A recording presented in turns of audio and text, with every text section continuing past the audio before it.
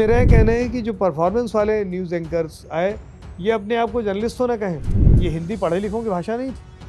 पढ़े लिखे या तो संस्कृत में पढ़ते थे या फारसी पढ़ते थे। हमारे यहाँ क्या हुआ कि हम 200 बरस अंग्रेज़ों के गुलाम रहे, तो हम अंग्रेजी के प्रति हमारा एक अलग आग्रह हो गया। तो जब अलग आग्रह हो गया तो हम एक अलग तरीके से हिंदी बोलने लगे। 600-700 किस्म के कुल शब्द हैं जो एक अखबार में छपे होते हैं।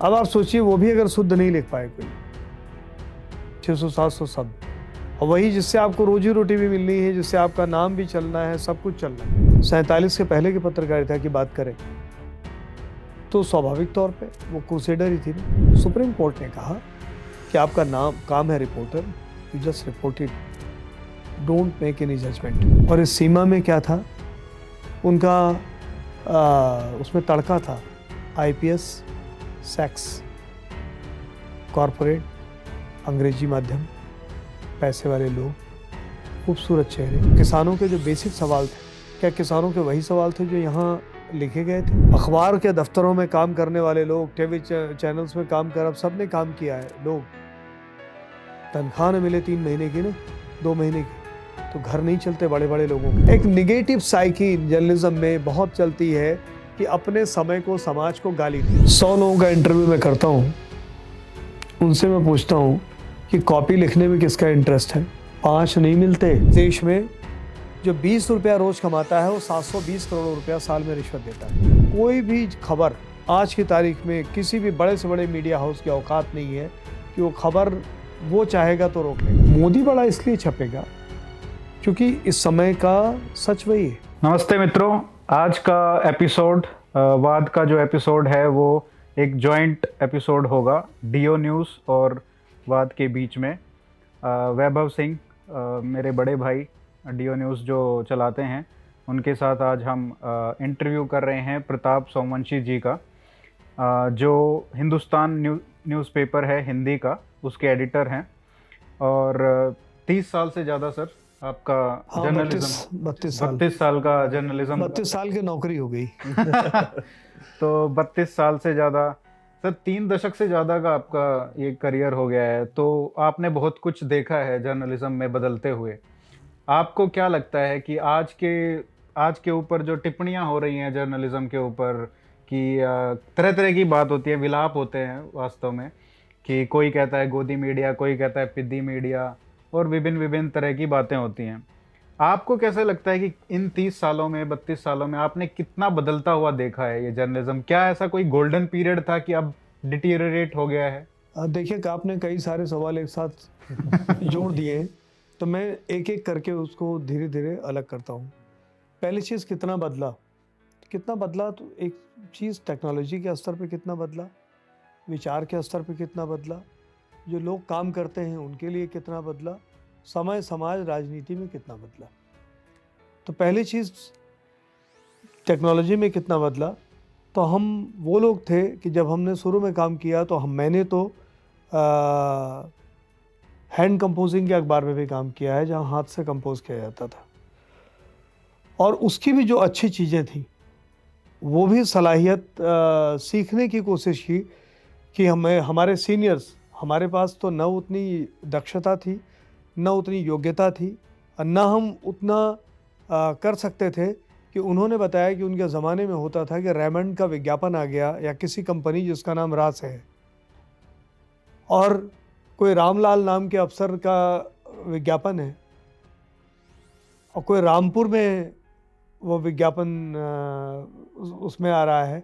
कहने का आशय ये कि रा कई बार इस्तेमाल हो रहा है, तो रा कम है, गिनती के अक्षर कम है, तो विज्ञापन कंपोज हो गया।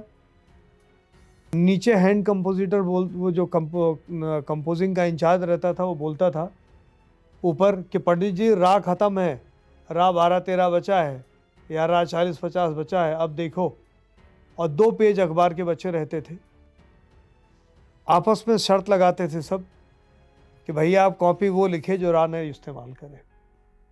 2 का 2 पूरा पेज लिखते थे, और 2 के पूरे पेज में, और कहते थे कि 50 रा, ये लो अपना 30 रा तुम्हारा बच गया, रख लो। तो ये एलिजिबिलिटी, ये दक्षता और ये भाषा ज्ञान, ये शब्द का भंडार ये रहता था। तो इस तरह के काबिल लोग थे। हैंड कंपोजिंग से फिर जब मोनोटाइप सेटिंग आया, फिर फोटो कंपोजिंग आई, तो हम सारे लोग अखबार के दफ्तरों में गैलियाँ, ब्रोमाइड निकलता था, सुखाते रहते थे। एक पेस्टर नाम का जीव होता था, वो भी बैठता था, वो कैंची से काट काट के बनाता रहता था। हम लोग भी कैंची से काट काट के उसको देते रहते थे, वो चिपकाता था, नखड़े करता था, वो लगाता था। फिर कंप्यूटर इतनी बड़ी चीज़ थी कि जो कंप्यूटर ऑपरेटर थे वो बड़े बड़े शहरों से बुलाए जाते थे और बड़े नाज में रहते थे। वो कहते थे एसी चलता रहता था, तो बाहर निकालो, अभी इसमें आ जाएगा वायरस, जूते बाहर निकाल के आओ, ऐसे बाहर निकाल के आओ। तो एसी पूरा चलता रहता था। उस ज़माने में एसी कितनी दुर्लभ चीज़ होती थी। तो वो आया, तो टेक्नोलॉजी धीरे धीरे धीरे धीरे एडॉप्ट करती चली गई। और फिर आज तो मतलब सीटीपी बड़ी कॉमन मशीन है। कंप्यूटर टू प्रेस प्लेट बनने का कोई प्रोसेस, मतलब प्रोसेस भी ख़त्म हो गया है। और बहुत सारे तकनीकी ने कर दिया है। पहले पूरी रात मशीनें चलती थी, तो 30,000 25,000 अखबार छपते थे, और अब कितने कितने भी लाख छाप लें, उसकी कोई गिनती नहीं है। इसमें एक सवाल भाई साहब इसमें ये भी है कि अगर हम भाषा की आपने बात की, तो जो न्यूज़ चैनल्स हैं और उन न्यूज़ चैनल्स में जिस तरीके की भाषाओं का प्रयोग हो रहा है, आपने बताया कि जो कमांड होता था, जो दक्षता होती थी कि आप के पास 50 राह है तो आप 4 पन्ने लिख दें और उसमें से 30 राह बचा करके भी वापस कर दें। एक वहां से ये जो आज की जो डिबेट्स हैं, जो डेली शाम को 5 बजे से लेकर रात में 11 बजे तक चलती हैं। देखिए, मैं करीब 20 सालों से इधर के, जो 5 सालों से तो मैं बहुत कम, मैं रेगुलर इंटरव्यूज़ तो करता हूँ, मतलब जो हायरिंग के लिए, लेकिन कैंपस इंटरव्यू में नहीं जाता हूँ मैं। 15 साल में कैंपस इंटरव्यू के लिए एक एक कैंपस किया, आईएमसी से लेके माखनलाल से लेके सब जगह मैं जाता रहा एचआर के साथ। मेरा एक सवाल होता था जो आउट क्वेश्चन था कि कोर्स के अलावा पढ़ी हुई 5 किताबों के नाम बताओ। हमेशा ये इतना सामान्य क्वेश्चन था कि सबको पता चल जाना चाहिए कि यार 15 साल से एक आदमी आता है, यही पूछता है। तब भी बताने वाले 50 बच्चों में 3 मिलते थे। किताब क्या पढ़े होते थे? चेतन भगत। क्या पढ़ा है वो भी नहीं पता। और क्लास प्रेमचंद। मैंने कहा बड़ी कृपा की, गोस्वामी तुलसीदास नहीं बोल दिया। रामचरितमानस पढ़ा है। प्रेमचंद क्या पढ़ा है? बोले गोदान। सुन लिया। मैंने कहा अच्छा, गोदान कहाँ पढ़ा है? मैंने कहा चलो गोदान पे बात करते हैं। शुरू बात करोगे, आखिर बात करोगे? होरी का और गोबर का संवाद पे बात करो। किस पे? बोले सर इतना याद थोड़ी है, पहले पढ़े हम, के हमसे पहले तो नहीं पढ़े होगे। तो मैं अपने जो साथी हैं उनसे भी कहता हूँ, और आपके जो व्यूअर हैं उनसे भी कहना चाहता हूँ, जो जर्नलिज्म के स्टूडेंट हैं उनसे भी कहना चाहता हूँ कि हम हैं क्या, हम करते क्या हैं। हम कोई सामान बेचते हैं? नहीं। कोई सामान खरीदते हैं? नहीं। हमारे धंधे में जो भी लोग हैं सब कुछ ना कुछ बेचता है ना। सर्कुलेशन वाला अखबार बेचेगा तभी उसकी नौकरी है। सेल्स वाला स्पेस बेचेगा तभी उसका काम है। हमारा तो कुछ, हमारा काम क्या है? हमारा काम नॉलेज से है। तो नॉलेज का इन्वेस्टमेंट आपके भीतर कितना है, सबसे बड़ी चीज़ ये है। अगर आप कोर्स के अलावा 5 किताब पढ़ने की आपको फुर्सत नहीं है तो आपकी भाषा कहाँ से सुधरेगी? और जब आपको पता ही नहीं है, आप कह रहे हैं हमने कुछ पढ़ा ही नहीं। आप ये बताइए, मैं पूरी क्लास में पूछता हूँ बच्चों से कि दुनिया का, कि इसमें कौन बच्चा क्रिकेट खेलता है, तो 40 बच्चे खड़े हो जाते हैं 50 में। बोले क्रिकेट खेलते हो प्रैक्टिस करते थे? हाँ। कितने घंटे करते थे? तो बोले कि 2 घंटे 3 घंटे। क्या उखाड़ लिया उसमें 3 घंटे प्रैक्टिस करके? कुछ बन पाए? नहीं। क्यों? कमिटमेंट कम था, काम कम था, और चाहिए था, बनना था ना, और बनना था। फिर बैक टू क्वेश्चन आते हैं कि भाषा नहीं है उनके पास। जो लोग आपसे ये कहते हैं कि माफ़ करना मेरी हिंदी थोड़ी वीक है, उनकी अंग्रेज़ी भी ख़राब होती है। भाषा के साथ ये है कि इलाहाबाद में एक बहुत बड़े गणितज्ञ थे प्रोफेसर जे मनी, उनकी पत्नी थी वसंता मनी, उनके पास वाइल्ड लाइफ की किताबों का बड़ा कलेक्शन था। मुझे पता लगा तो मैं उनके पास गया, चूँकि 4-4 हज़ार 3-3 हज़ार की किताबें होती थी तो हम खरीद नहीं सकते थे। तो उनसे हमने कहा दीदी हमको पढ़ने के लिए दे दीजिए, हम दे देंगे। तो बड़ा अच्छा हिंदी बोलती थी। तो मैंने उनसे कहा, तमिलियन लेडी थी, तो मैंने कहा दीदी आपकी हिंदी बहुत अच्छी है। तो उन्होंने कहा नज़ाकत के साथ, जैसे मिड एज लेडी बोलती है कि सुनो, तुमने मेरी तमिल नहीं सुनी है, मेरी तमिल इससे भी ज़्यादा अच्छी है। तो भाषा के प्रति जो राग अनुराग है, हमने स्टार तो बनाए मीडिया में, हमने एंकर्स बनाए, एंकर्स बना के चेहरा बना दिया। उनके भीतर जो अतृप्त इच्छाएं थी कि वो हीरो बन गए हैं, फिल्म के हीरो हो गए हैं, वो फिल्म के हीरो भी हैं, फिल्म के पॉलिटिशियंस भी हैं, सब कुछ है, ऑल इन वन है, जैक ऑफ ऑल है। तो ये डेफिनेशन तो थी कि master of none but jack of all, लेकिन जैक तो बनो। तो सब चीज़ें हवा हवा में रह गई। तो इसीलिए भाषा उनकी कमज़ोर रही। तो वो जो अब दिखाई पड़ता है, जैसा होगा वैसा आएगा। सर इसमें बहुत सारे सवाल मेरे हैं। जैसे आपने कहा कि हमने बहुत सारे स्टार बनाए, एंकर्स बनाए। ये स्टार भी पहले अगर देखा जाए कि 20 साल 30 साल पहले स्टार वो बनते थे जो रिपोर्टर अच्छे होते थे। हाँ। लेकिन अब क्या हो गया कि न्यूज़ रीडर्स जो हैं, जो रिसर्च कोई और कर रहा है, काम कोई और कर रहा है, बस वो बोलते हैं कैमरा पे, तो वो अब स्टार बनने लगे। वो भी बिना टेलीप्रॉम्प्टर देखे नहीं बोल सकते। हाँ, देखिए वो मतलब कोई बुरी चीज़ वो भी नहीं है, ठीक है, वो भी एक इंडस्ट्री का रिवाज है। हालांकि न्यूज़ मीडियम के लिए मैं व्यक्तिगत तौर पे इससे सहमत नहीं हूँ।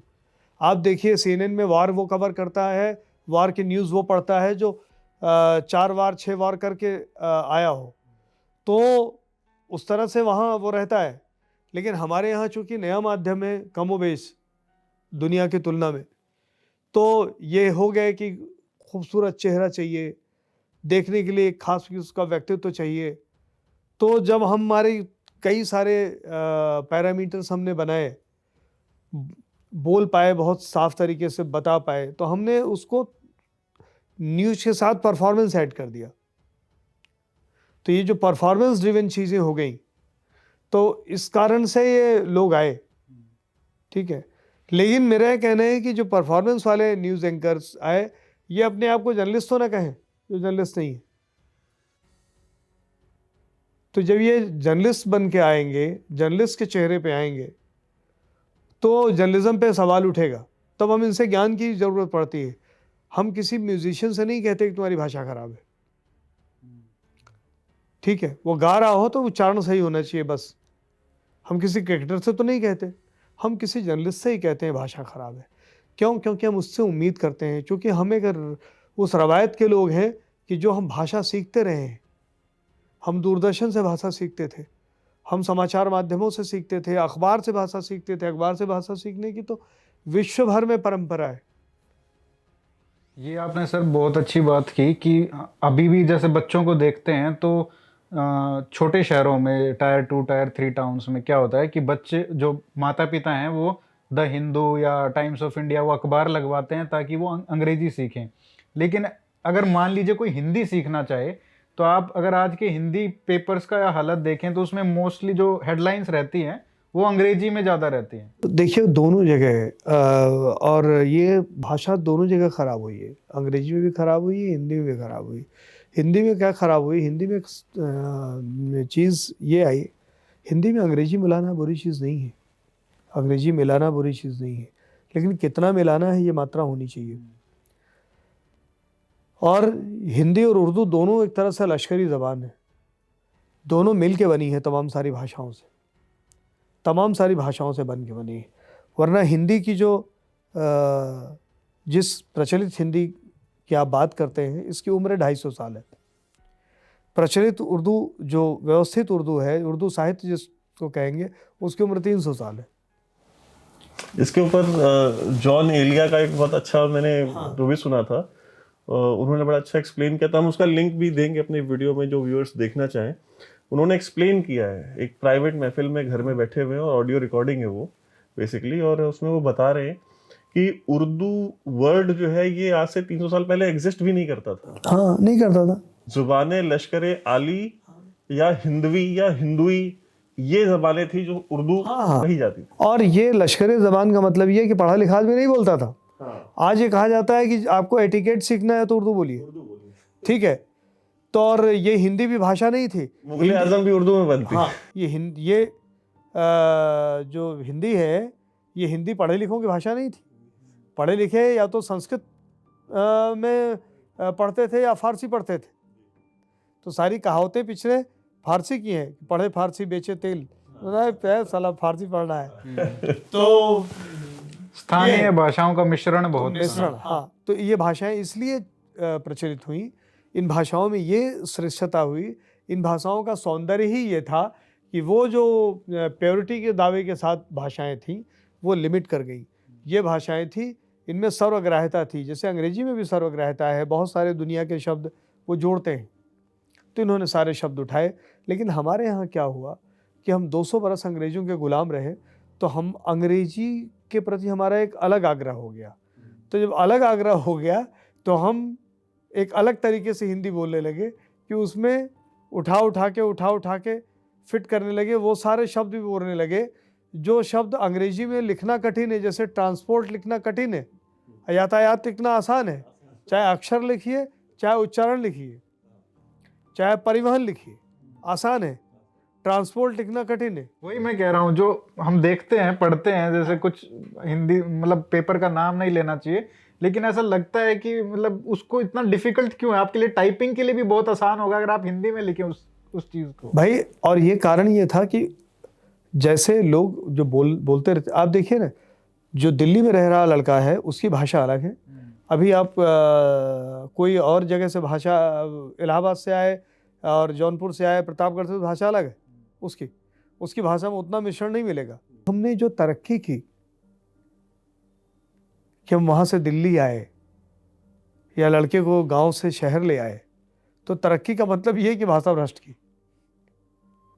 तो हमने शब्द नहीं बढ़ाए, हमने अपने शब्द भंडार नहीं बढ़ाए, और शब्द भंडार नहीं बढ़ाए तो अब बच्चे से कहा जाए कि उठा लो 600-700 किस्म के कुल शब्द हैं जो एक अखबार में छपे होते हैं, 600-700। अब आप सोचिए वो भी अगर शुद्ध नहीं लिख पाए कोई, 600-700 शब्द, और वही जिससे आपको रोजी रोटी भी मिलनी है, जिससे आपका नाम भी चलना है, सब कुछ चलना है। वाक्य विन्यास सही नहीं है, उच्चारण सही नहीं है। और अब संयोग क्या है कि ये दिक्कत इसलिए आ रही है कि जो वो पीढ़ी आई, उस पीढ़ी के एडिटर हो गए, अब उस पीढ़ी वाले एडिटर हो गए, अब एडिटर इन चीफ भी हो गए। तो अब जब हो गए तो जब उनकी खुद ही भाषा खराब है तो काहे को सुधारेंगे, वो काहे भाषा को प्रायोरिटी में रखेंगे। अच्छा, एक प्रश्न मेरा ये था कि 2 तरीके की बातें होती हैं। एक होता है कि लोग कहते हैं कि यार आप पत्रकार हैं, आपका काम बस एक है कि क्या हुआ, कहाँ हुआ, कब हुआ, कैसे हुआ, आप ये इन्फॉर्म कीजिए जनता को, ये आपका काम है, इससे ज़्यादा आप कुछ ना करें। इससे ज़्यादा जब आप कुछ करते हैं तो एक पर्टिकुलर सेगमेंट है जो उस चीज़ को क्रिटिसाइज करता है। दूसरा पक्ष ये है जो कि क्रूसेडर बना हुआ है, वो क्रांति लाना चाहता है इस देश में, वो सत्ताएं पलटना चाहता है, वो चाहता है कि जो वोट से चुन के आए हुए लोग हैं वो उनके ऊपर भी हावी होना चाहता है। तो ये जो 2 एक्सट्रीम्स हैं कि मतलब या तो आप सिर्फ इतना कीजिए, या तो फिर दूसरी तरफ ये है कि हम तो भाई बिल्कुल ही सत्ता परिवर्तन करने की हमारे पास क्षमता होनी चाहिए। तो इसमें इन दोनों के बीच में पत्रकारिता कहाँ पे है? और इसमें मैं एक लाइन अगर जोड़ लूं तो इसमें ये भी आता है कि पत्रकार का जो उद्देश्य होना चाहिए वो सिर्फ सरकार को क्रिटिसाइज करना है। तो ये एक्टिविस्ट वर्सेस जर्नलिस्ट, मतलब रिपोर्टर जो है, तो इसमें कहाँ क्या है, रोल क्या है एक जर्नलिस्ट का? हाँ, आपने दोनों जो सवाल थे, दोनों सवाल को जोड़ के मतलब एक पूरक उसका बनाया। सच ये है कि दोनों चीज़ें अपनी अपनी जगह सही है। अगर हम 47 के पहले की पत्रकारिता की बात करें तो स्वाभाविक तौर पे वो क्रूसेडर ही थी ना। वो सारे लोग, सब ने अखबार निकाले ना, सब ने, चाहे गांधी थे, चाहे नेहरू थे, मोतीलाल नेहरू थे, गणेश शंकर विद्यार्थी। गणेश शंकर विद्यार्थी थे, और क्या क्या करेज के साथ अखबार निकाले। लेकिन उनका उद्देश्य व्यूज कमाना नहीं था, उनका उद्देश्य पैसे बनाना नहीं था। तो अगर आप कर रहे हो, आप किसी कॉज कंसर्न के लिए माध्यम का इस्तेमाल कर रहे हो, तो आप आज भी करो।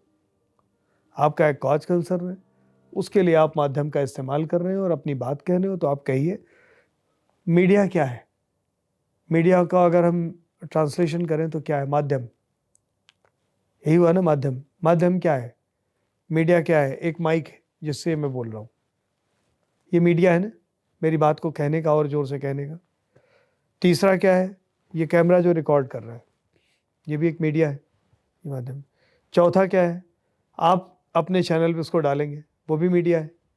तो ये 4 मीडिया मिलके, 4 माध्यम मिलके मेरी बात को, आज जो हम 4 लोग बैठ के इस कमरे में कर रहे हैं आपस में, इसको 4 लाख, 4 करोड़, 4,000, 40, जितने लोगों तक पहुंच जाए उतने लोगों तक पहुंचाने का ये जरिया है। बात तो ये है। तो अब अगर ये किसी धार्मिक काज के लिए इस्तेमाल किया जा रहा हो, धर्म प्रचार के लिए कर रहे हो, तो यही माध्यम है, धर्म प्रचार करें। कानून के दायरे में रह के जो हम लोग कर रहे हैं, हम करें। करने को तो आतंकवादी भी करते हैं इसका इस्तेमाल, वो भी करें, उनको अपने जो कार्रवाई होगी वो जाने। लेकिन सर उसको 5th पिलर जो हाँ। बोला जाता है, अब ये आ गया। तो ये जो क्रूसेडर है, क्रूसेडर के लिए शर्तें हैं, मैंने बता दी आपको कि भाई आप अपने उद्देश्य को सर्व करें, उद्देश्य को हल करें। लेकिन अब आप पैसे बनाएंगे और उसके बाद आप बताएंगे आप क्रूसेडर भी हैं, तो ये नहीं चलेगा। मतलब एक हाथ में तलवार भी है, एक में कटोरा भी है, दोनों नहीं चलता। अब आया जो इंस्टीट्यूशनल जर्नलिज्म की बात कर रहे थे, जिसकी आपने बात की कि आपको क्या देना है।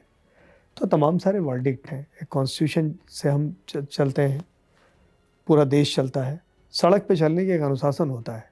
आप गाड़ी बहुत अच्छी चलाते हैं, बाइक आप बहुत अच्छी चलाते हैं, आप 200 की स्पीड से चला सकते हैं, ठीक है गाड़ी, और आप यहाँ से 2.5 घंटे में लखनऊ पहुँच सकते हैं। लेकिन आप क्या लाल बत्ती को तोड़ देंगे? नहीं तोड़ेंगे। क्या आप जो गाड़ी आगे जा रही है उसको कुचल देंगे? नहीं कुचलेंगे।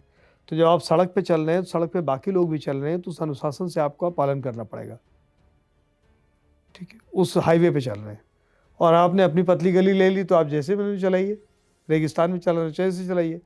तो उस अनुशासन का नाम है इंस्टीट्यूशन जर्नलिज्म। इंस्टीट्यूशन जर्नलिज्म में कोई पाबंदी नहीं है, कोई पाबंदी नहीं है, लेकिन कुछ हिदायतें हैं। जैसे सुप्रीम कोर्ट ने कहा, जो आप बात कह रहे थे, वो सुप्रीम कोर्ट की रूलिंग है। सुप्रीम कोर्ट ने कहा कि आपका काम है reporter, you just report it, don't make any judgment, ठीक।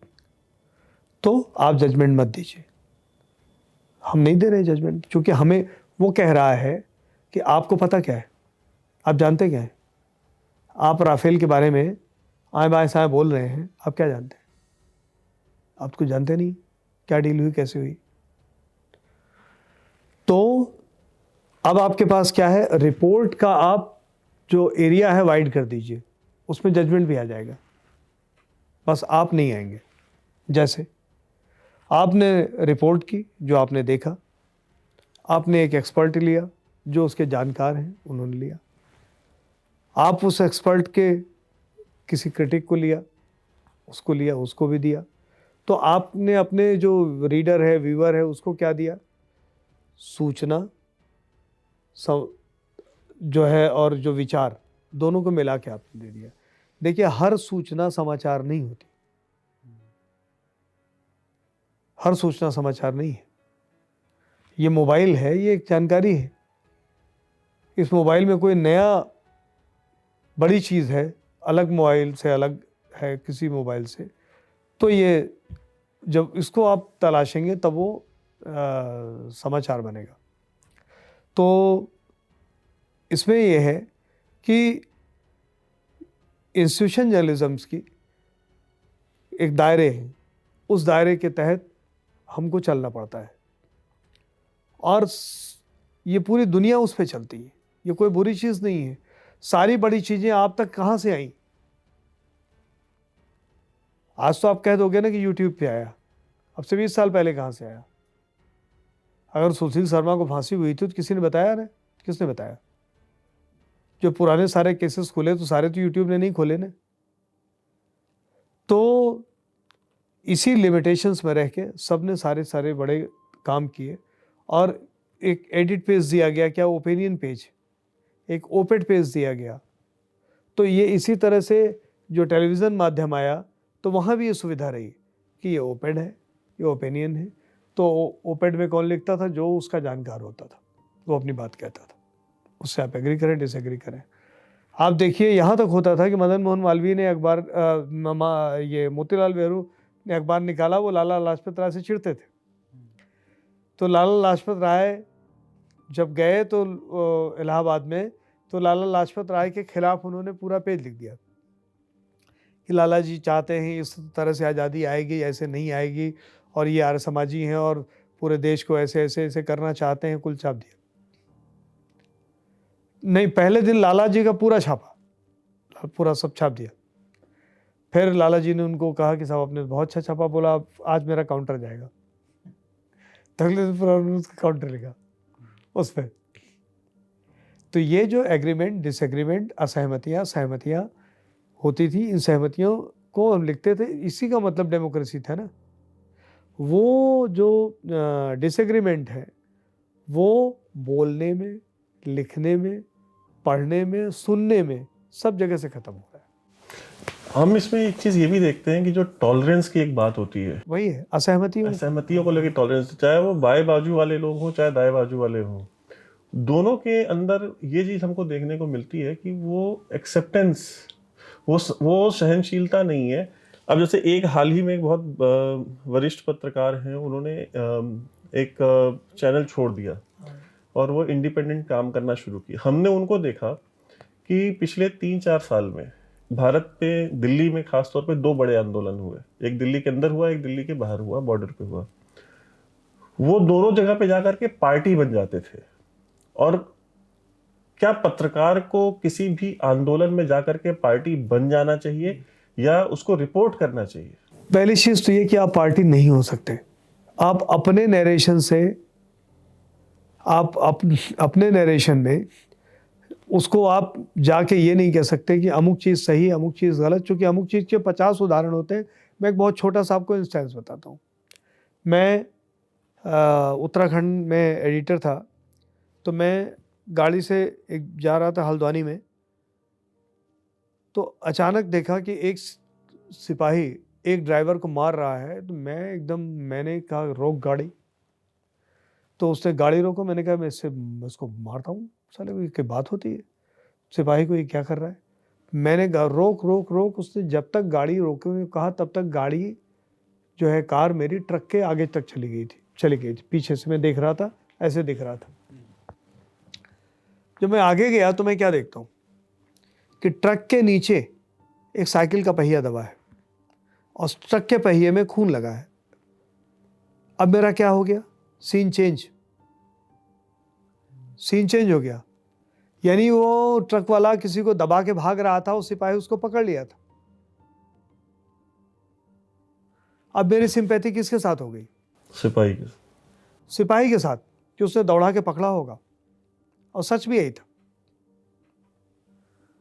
उसके कॉलर फटे हुए थे सिपाही के, वो लोग मिल के मार रहे थे। फिर ये वो पिल पड़ा तो वो भाग गया, एक अकेला बचा था, उससे वो धुने लगे थे।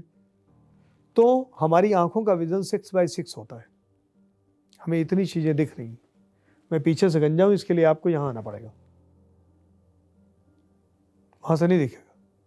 और आप इस आधार पर राय नहीं बना सकते कि जाके कि नहीं मेरे पीछे बड़े भार भरे हैं, सामने से गायब में पीछे भरे हुए हैं। जब आप ये करेंगे तो ज़्यादा झूठ होगा। तो जो जर्नलिस्ट होता है उसके पास सारी चीज़ें इस तरह से, वो हर चीज़ पे उसके पास तथ्य सत्य सब हों और वो विश्लेषण की सलाहियत हो, ऐसा बहुत कम होता है। और हो भी तो उस वक्त, जिस वक्त आप रिपोर्ट कर रहे हैं, उस वक्त का ये काम नहीं है। आप देखिए, इवन मैं इंटरनेशनल तमाम सारे जो ये पॉलिटिकल कमेंटेटर, सोशल कमेंटेटर्स हैं, उर्दू में जिसे तर्जियाकार कहते हैं, वो लोग, उन लोगों ने अपनी हदें तय कर ली है। उन्होंने कहा मैं न्यूज़ का आदमी नहीं हूँ, मैं सिर्फ कमेंट करूँगा। हसन निसार कभी नहीं कहते मैं न्यूज़ पर्सन हूँ, तो वो कहते हैं हम तर्जियाकार हैं, हम कमेंट करते हैं। उनका कमेंट सुनने के लिए, उनके व्यूज सुनने के लिए कई लाख लोग सुनते हैं, जो उनके व्यू से एग्री या डिसएग्री करते हैं, रहते हैं। वो भी एक व्यू है। तो आप रिपोर्टिंग करने जा रहे हो, आप करो नहीं यही क्रूसेडर है, यही महान है, यही है। आप क्या करोगे 3 साल बाद वो आदमी झूठा निकल गया तो? सर, इसमें देखिए, बहुत सारे ऐसे विद्यार्थी होंगे जो जर्नलिज्म की पढ़ाई कर रहे होंगे और जर्नलिस्ट बनना चाहते हैं। अगर मान लीजिए आप उनके बॉस हों, आप सबको तो मौका नहीं मिल सकता कि आपके साथ काम करने का, लेकिन आप उनको क्या सलाह देंगे कि मान लीजिए फ्यूचर में कुछ किसान आंदोलन हो गया या शाहीन बाग के तरीके का कुछ ऐसा हो गया, या कोई एक इवेंट है, रेप हो जाता है या कोई ऐसा कांड भी हो जाता है, तो आप कैसे सजेस्ट करेंगे कि भाई आप इस स्टोरी को कैसे अप्रोच मैं बता रहा हूँ आपसे, जैसे किसान आंदोलन था, इतने सारे स्कोप थे, वो लोगों ने खत्म कर दिए। आपको पैरेलली ये भी चलाना चाहिए था कि किसानों के कितने बड़े बड़े क्या क्या सवाल और हैं, सिर्फ यही नहीं होते। मेरे एडिटर ने मुझसे कहा कि मैंने उनको बताया कि एक सड़क पे दंगा हो गया है और वहाँ पे पूरा बवाल हो गया और ये हो गया है। तो उन्होंने कहा वहाँ जो हो गया वहाँ तो हो गया है, आधे घंटे से तुम वही बता रहे हो, उस सड़क का ट्रैफिक गया किधर होगा? मैंने कहा ये 2 गलियों में गया, उधर भी आदमी लगाओ, वो बेचारे अलग परेशान होंगे। तो आपका दिमाग इतना खुला होना चाहिए कि आप जिस सड़क पे घटना हो रही है उसको इतर भी देश है वहाँ देख लें। ठीक, पूरे देश में मैंने एक बहुत बड़े संपादक के साथ डायस शेयर करते हुए कभी बोल दिया था, अब मैं नाम नहीं लूँगा। उन्होंने बोला कि साहब प्रियदर्शिनी मट्टू केस और फलाने केस किसने खोला? हमने खोला।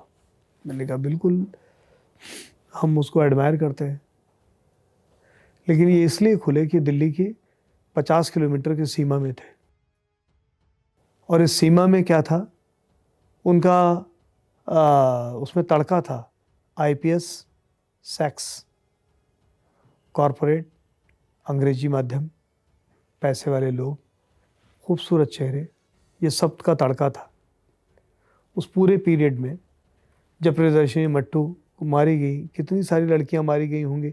मैं इंदौर में बोल रहा था, मैंने कहा भैया आपके यहाँ कोई घटना हुई या यहाँ रामराज था?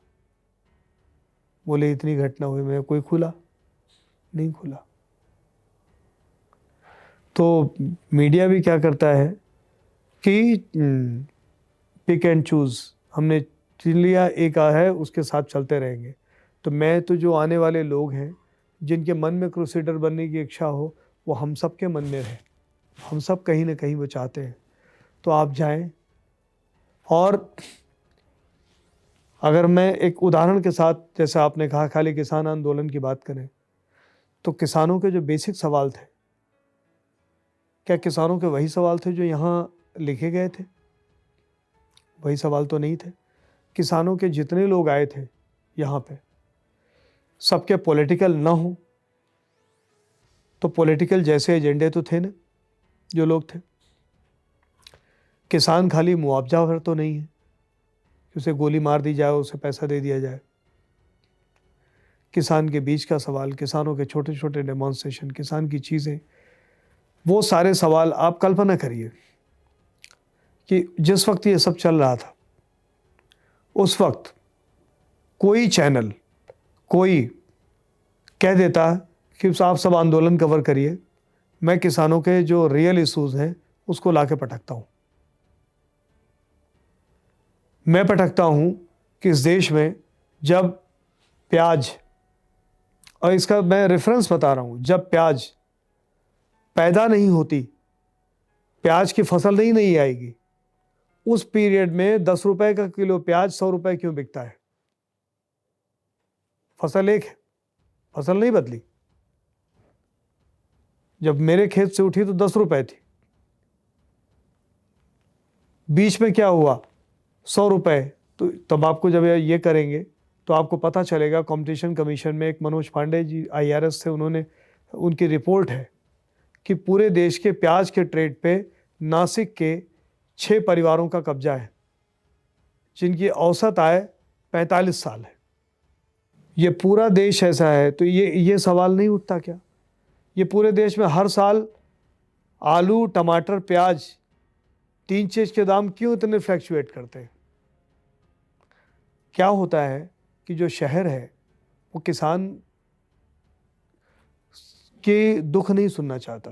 ये जो पत्रकारिता है ना, इस तरीके की जो कुछ बदलाव लाती है या किसी के नोटिस में आती है, वो अब कहीं ना कहीं पीछे जाए। आपको लगता है कि आज भी ऐसी कोई स्टोरीज कर रहा है कि वो वहां तक पहुंच रही हैं, इस तरीके से बदलाव ला रही हैं? इसमें मैं क्लब कर दूं एक क्वेश्चन कि अभी जैसे कि हाल ही में, क्योंकि टाइम भी हो रहा है, तो हाल ही में एक, जब मैंने जिन सज्जन की बात की, उन्होंने अपना एक वीलॉग किया। उन्होंने अपने पहले ही वीलॉग में इतनी बड़ी बात कह दी। उन्होंने कहा कि अब जो भी पत्रकार आएंगे अब वो दलाली करेंगे। वो ये मैं इससे असहमत हूँ, और मैं इसको मतलब ये शब्द मतलब जो हम बाहर छुपा छुपा के कर रहे हैं, रवीश कुमार जी के लिए कर रहे हैं, तो मतलब ये मैं कोई दिक्कत नहीं है। मैं इसे मतलब ये पूरे पेशे को, पूरी जगहों को, पूरे कहना कि सब लोग दलाल हैं, सब दलाल हैं, मैं अपनी आपत्ति दर्ज करता हूँ। कोई भी कहे, देखिए अखबार के दफ्तरों में काम करने वाले लोग, टीवी चैनल्स में काम कर, अब सब ने काम किया है, लोग तनख्वाह न मिले 3 महीने की ना 2 महीने की, तो घर नहीं चलते बड़े बड़े लोगों के, तमाम लोगों के। लिमिटेड लोग हो सकते हैं, कई हजार लोगों में 100 लोग होंगे, सैकड़े में होंगे, जिनके पास 2 साल 3 साल के पैसे होंगे। जो ये सो कॉल्ड दलाली से कमाने वाले लोगों की बात की जाती है, वो दलाली से कमाने वाले लोग भी गिनती के होते हैं, गिनती के। अधिकतर लोग वो मेहनत से काम करने वाले लोग हैं। और हर कोई ऐरा गैरा उठा के आके कह देता है, हर कोई कह देता है। एक मंत्री जी थे, उन्होंने मुझे फ़ोन करके कहा कि आपका ब्यूरो चीफ मुझसे पैसे मांगता है। मैंने कहा आप टेप करके दे दीजिए, मैं निकाल दूंगा। 20 साल पहले कहा उन्होंने, मैं निकाल दूंगा। फिर उसने ये कहा, उसने ये कहा, उसने ये कहा, ये कहा, ये कहा। उसने कहा कि आपको भी पैसे देने पड़ते हैं। मेरे लग गई गुस्सा। मैंने कहा आपका दिमाग ख़राब है। बाय द वे, आपका काम क्या है? आप करते क्या है?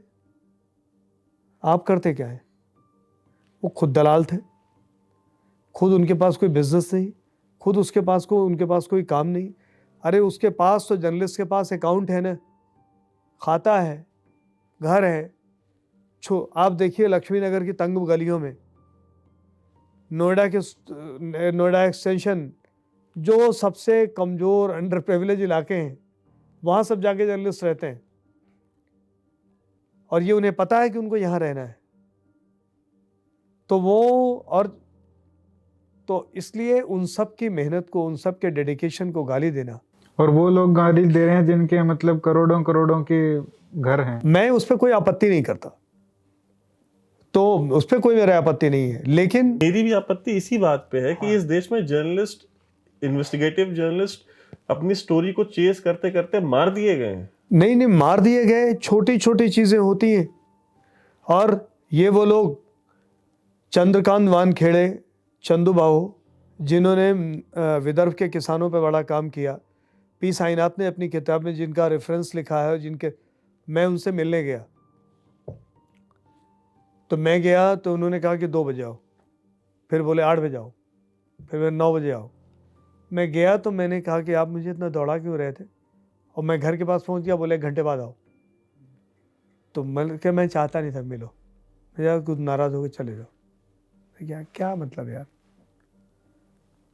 ऐसी वैसी बातें करेंगे और फार्मर इन सब पे बात करोगे, कोई मतलब होता नहीं है इनसे। वो आदमी इतने दुख इतने अवसाद में था इस तरह से। ये वो आदमी था जो सकाल का संपादक था, गांव में रहता था और गांव से जाके सकाल में ये एडिटरशिप करते थे और उसके बाद वो किसानों पे काम करते थे।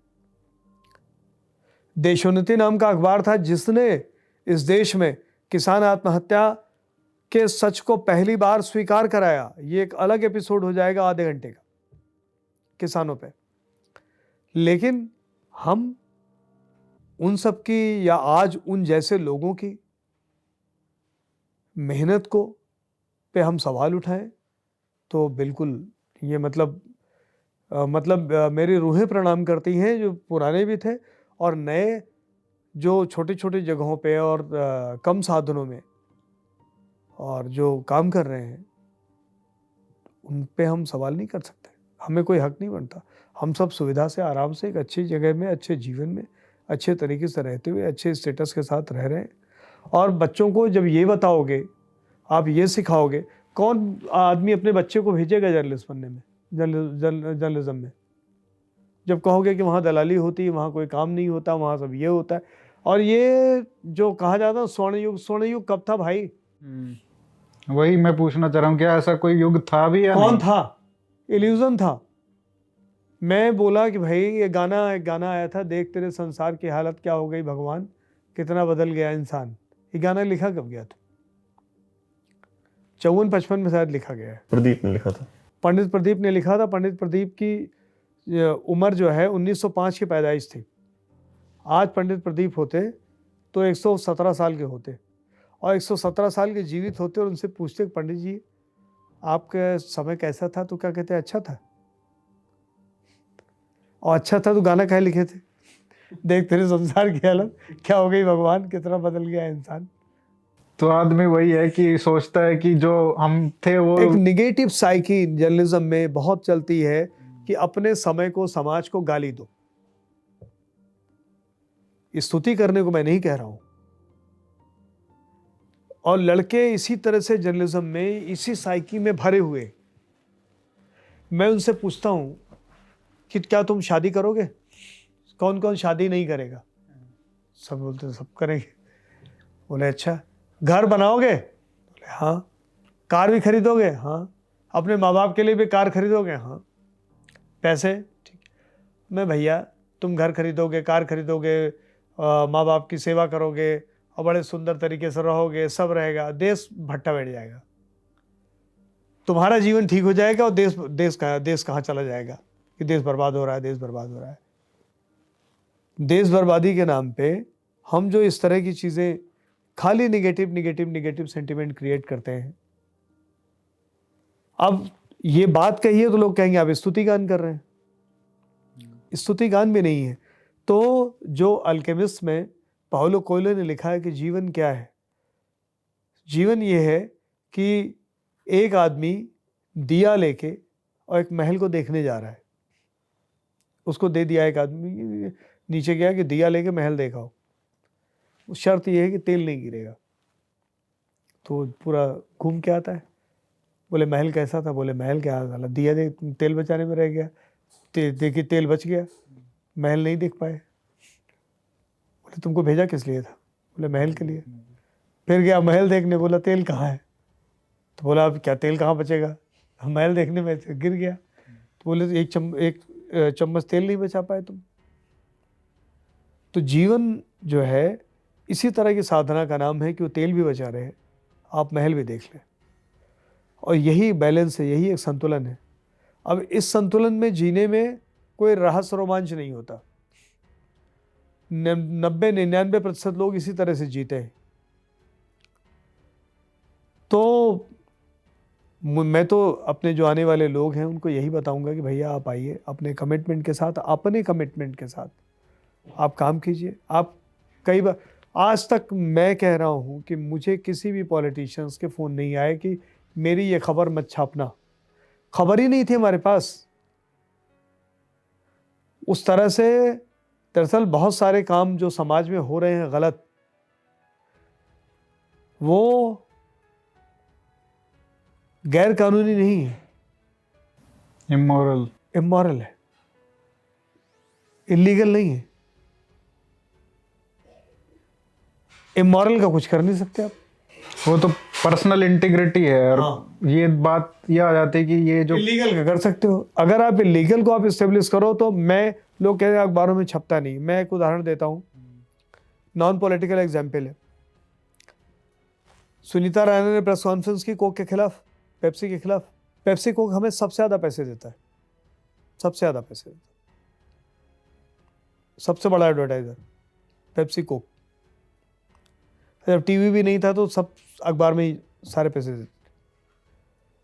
सुनीता नारायण एको पैसा नहीं देती, हो तो एनजीओ है। उनकी खबर क्यों छाप दी सबने उनके खिलाफ, कोक के खिलाफ? क्यों? हमारे पास भी एक फियर है कि हम खबर नहीं छापेंगे तो हमारी इंटीग्रिटी खत्म हो जाएगी।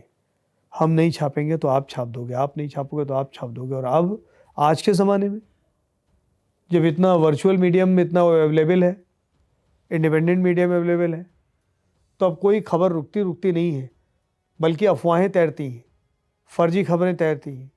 कुछ भी आप चाहिए कुछ भी चला दिए, किसी के खिलाफ चला दिए। इसमें सर सबसे बड़ी जो दिक्कत है, जैसे जो नए लोग आ रहे हैं उनके लिए इन्वेस्ट नहीं करने, जैसे कोई एक तो देखिए नए लोग, क्योंकि रिपोर्टिंग में जैसे बहुत पैसा की जरूरत है। आप कह रहे हैं जैसे आप चले गए बुंदेलखंड या कहीं गांव में जाना है, कहीं वहां पे रुकना है, आपका घूमना है। मैं अभी कहता हूँ, मैं अब आपको कुछ फार्मूला के तौर पे बता देता हूँ जो आपके जो व्यूअर हैं उनके लिए।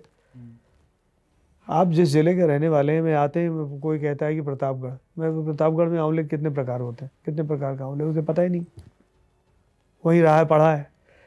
जर्नलिस्ट हो तो बच्चे, हमको सिखाया गया कि बच्चे का कौतुक होना चाहिए आपके पास। बच्चे के कौतुक का मतलब क्या है? बच्चे का मतलब ये क्या है? बच्चा पूछेगा आपका एक मोबाइल है, मोबाइल क्यों है? बात होती है, बात क्यों होती है? इसमें ऐसे होता है, फिर ये क्यों होता है? वो आपको पकड़ डालेगा जब तक उसकी सारी बात को आप जवाब नहीं दोगे और आप कहोगे भाग जाओ, आप थक जाओगे, तब तक पूछता रहेगा। जर्नलिस्ट इसी क्यूरियोसिटी का नाम है। ये क्यूरियोसिटी आपके भीतर है तभी आप इस पेशे में आइए। पढ़ने लिखने में आपकी रुचि है तभी आप इस पेशे में आइए। डोंट डू पहले फॉलो करिए। सिर्फ ये देख के नहीं कि ग्लैमर, टीवी के कैमरे की स्क्रीन देख के मत आइए, कुछ बनेगा नहीं। जैसे होता है नहीं कि सब इतने गायक रहते हैं और गाते कुछ वो बनता नहीं है, आपका बनेगा नहीं। बनने के लिए है, अगर आपके अंदर क्यूरियोसिटी है, अगर आप पढ़ सकते हैं, आप चीज़ों को जान सकते हैं, आपके जानने में दिलचस्पी है, नई चीज़ जानने में दिलचस्पी है। दिलचस्पी पर ज़रूरी है, दक्षता नहीं कह रहा हूँ मैं, बेसिक कह रहा हूँ, क्योंकि दिलचस्पी होने से दक्षता अपने आप आ जाएगी। मेरा सवाल ये था कि इन्वेस्टमेंट नहीं कर रहे हैं जो मीडिया हाउसेज हैं या इंस्टीट्यूशनल जर्नलिज्म जो है, वो इन्वेस्टमेंट नहीं कर रहे हैं रिपोर्टिंग में। उनका इन्वेस्टमेंट कहीं और है, क्लिक्स लाने में, ये करने में, एडवर्टाइजमेंट लाने में, ये सब। आप देखिए कहाँ, कौन सा ऐसा हाउस है जो रियल पत्रकारिता जो आप कह रहे हैं कि रिपोर्टर्स को अलग अलग जगह पे भेजना या दो तरफा है। मैं चाहे टेबल के दोनों तरफ हूँ। मैं दावे के साथ कहता हूँ, आप जितने आपके दोस्त होंगे उनसे पूछिएगा। 100 लोगों का इंटरव्यू मैं करता हूँ, उनसे मैं पूछता हूँ कि कॉपी लिखने में किसका इंटरेस्ट है। 5 नहीं मिलते, 95 ऑपरेशनल काम करना चाहते हैं। या तो उन्हें फेस दिखा दे कह दो, या उन्हें ऑपरेशनल काम करो, सॉफ्टवेयर दाएं बाएं चला देंगे। लिखने का काम ही नहीं करते, क्योंकि लिखेंगे तो गलती होगी, लिखेंगे तो पूछा जाएगा, लिखेंगे तो उसमें दिमाग लगेगा। कॉपी लिखने के लिए नहीं मिलते, अनुवाद करना पड़ेगा। तो वो जिनके भीतर है वो इंडिपेंडेंट कर रहे हैं, वो रिपोर्ट इंडिपेंडेंट निकाल के ला रहे हैं। मैं देना चाहता हूँ, अगर मैं जिस कैपेसिटी में मैं अपने यहाँ के हिसाब से बात करूँ कि मैं अब लोगों को, हमने क्या किया, मैं ये जब आंदोलन अन्ना का नहीं शुरू हुआ था, तो हमारे एडिटर इन चीफ ने ये कहा कि भाई ये दुनिया भर के करप्शन के डेटा लेके अरविंद मेरे पास आते रहते थे। तो उनसे बात की तो उन्होंने हमें अलाउ किया कि यार एक सीरीज़ करो कलंक कथा और रिसर्च बेस करो। तो मैंने अरविंद केजरीवाल को ही उसका वो बना दिया गेस्ट एडिटर। तो अरविंद जी ने 15 दिन हमारे लिए उसको गेस्ट एडिटर उसमें बहुत अच्छा काम किया। और क्या क्या हमने स्टोरीज निकाली कि इस देश में जो 20 रुपया रोज कमाता है वो 720 करोड़ रुपया साल में रिश्वत देता है। सुप्रीम कोर्ट की चाबुक से सीबीआई चलती है। सीबीआई के 10 केसेस लिए जो सुप्रीम कोर्ट मॉनिटर्ड थे और 10 जो सुप्रीम कोर्ट मॉनिटर्ड नहीं थे। दोनों हाई वैल्यू केस थे। डिफेंस के फ्रॉड, सारे फ्रॉड सब हमने किया उसको 10 दिन। बोरों में चिट्ठियां आई, 2009 की बात है, ज़्यादा पुरानी बात नहीं है। बोरों में चिट्ठियां आई, लोगों ने अपने अपने केसेस भेजे।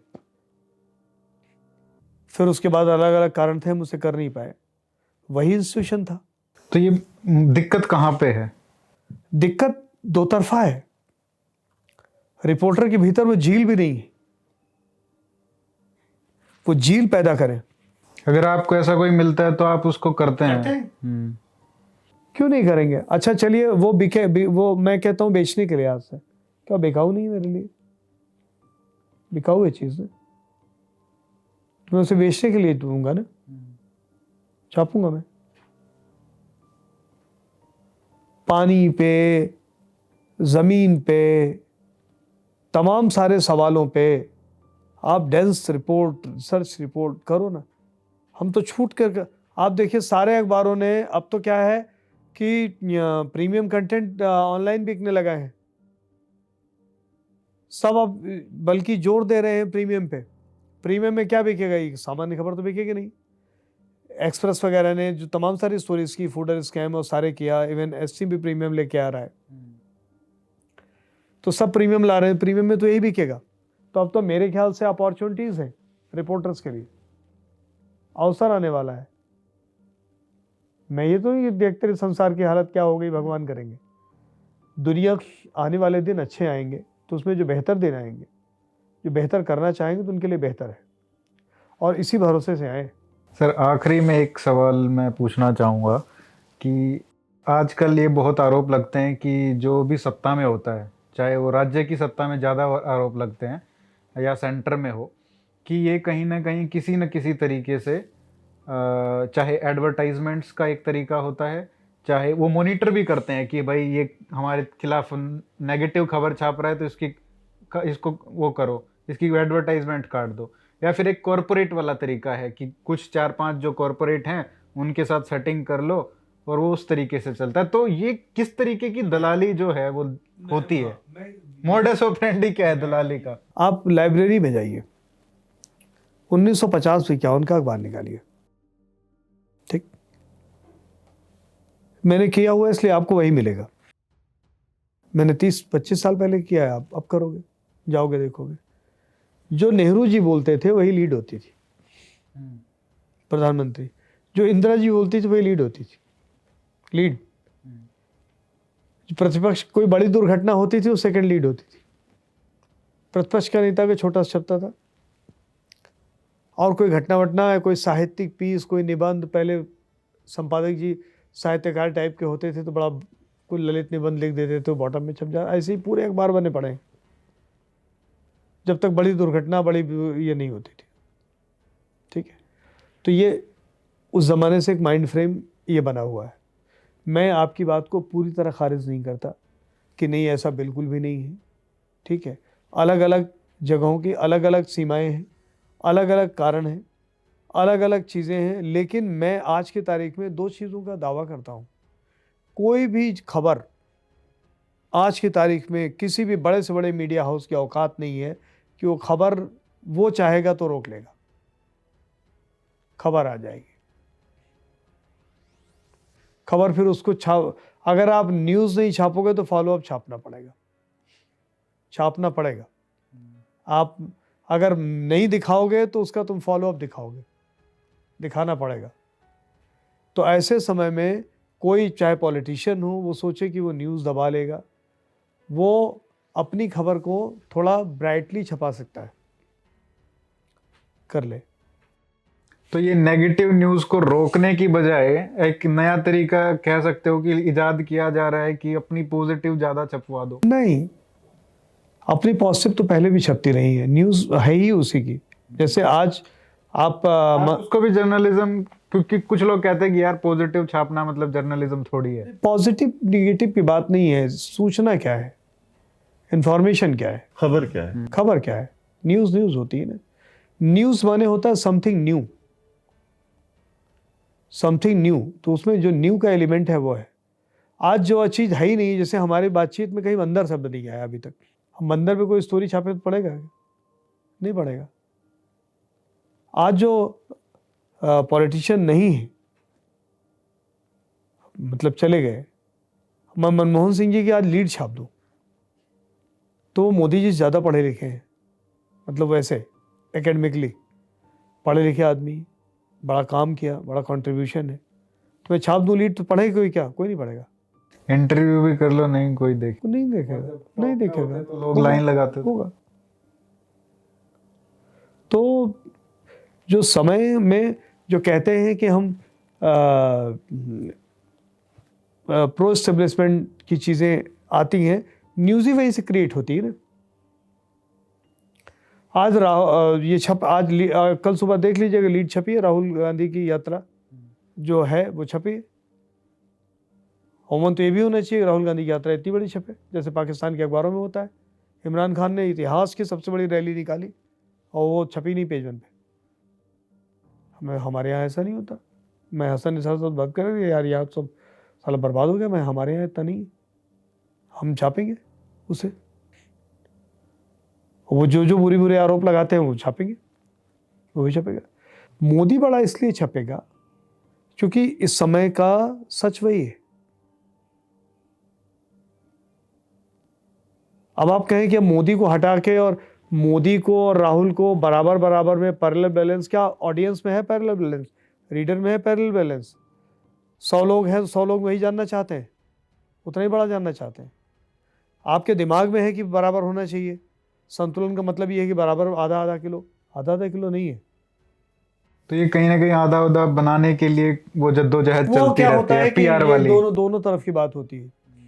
जो अब बीच में हमने बात शुरू की ना कि वो कोई गोदी में अटैक है, कोई कहे लिफाफा, वो जो अब क्या है कि लोग असहमति वाली भी जो बात हमारी थी कि लोग आपसे राय नहीं चाहते, अपने किए पे आपकी मुहर चाहते हैं। तो सरकार हो प्रतिपक्ष हो, दोनों वही चाहता है।